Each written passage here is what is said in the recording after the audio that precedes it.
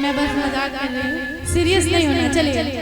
समझे न पवनी तहार असली राधा, रूपवा के जाल में धरा गई दादा। अभी हम बोली ना, शक्ल से आप लोग पापा जैसा फील करा रहे हैं, देखने में लग रहा है वही रुपवा के जाल में धरा गई नहीं दादा, वही वाला बात है, इसीलिए मैं गा रही हूँ। ठीक है। हालांकि भगवान से मैं गुजारिश करूंगी कि आप लोग की शादी हो और एक नहीं 4-5 हो। अरे वो लोग कर लेगा, लोग वो लोग मैं प्रोग्राम में रहता है जहाँ का लोकेशन होगा वहीं मांग टिक के आ जाएगा।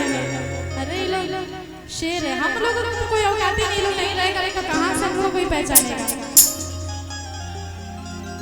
देखिए इन लोग का ना, अगर 50 हम लोग का योगदान है तो 50% इन लोग का योगदान है, तब हम लोग को कोई जानता है, देखता है। थैंक यू सो मच, आप लोग इतना सपोर्ट करते हैं और ऐसे सपोर्ट करते रहिए। गावे के बाद भोजन खाए नहीं कोई ले जा। सनहिया लगावल बहुत बात नहीं, नजरिया चुरावल बहुत बात हो। ये भी कुपोषित की शिकार है, इसका भी आवाज नहीं निकलता है ना। खाने के लिए बोलिएगा तो मैं इतना ही खाती हूँ, स्टेज पे आने का आवाज ही गायब हो जाता है।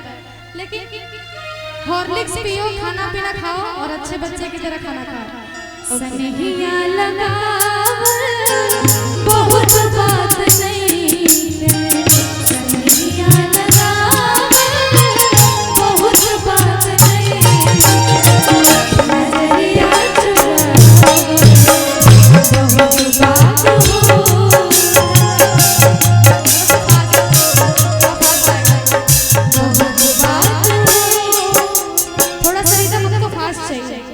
आवाज नहीं सुनाई दे रहा ना, मेरी कोई गलती नहीं है, मैं चिल्ला के मर जा रही हूँ।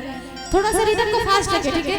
सनहिया लगावल बहुत बात नहीं, सनहिया लगावल बहुत बात नहीं, नजरिया चुरावल बहुत बात हो, नजरिया चुरावल।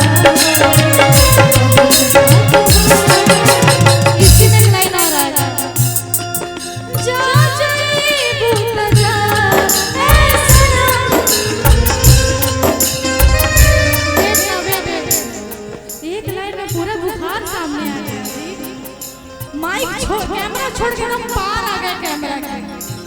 देखिए सब लोग के लाइफ में दर्द चलता है, कलाकार में नहीं, कैमरामैन में भी, यूट्यूबर में भी, घर में भी, बाहर में। चलिए। जा जाए पूतना ऐसा नम देखे जिंदगी बता तेरे जन्म सोचा हमरा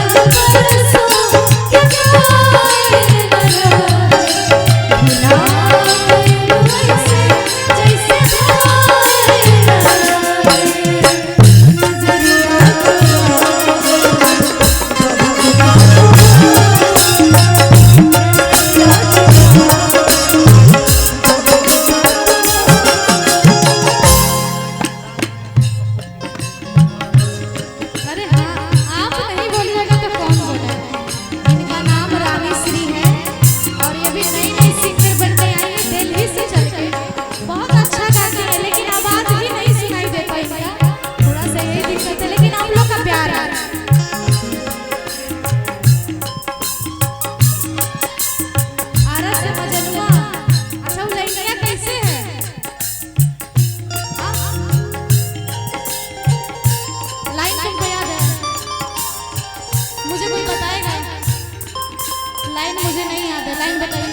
दिखा रहे हैं, लाइन बताइए।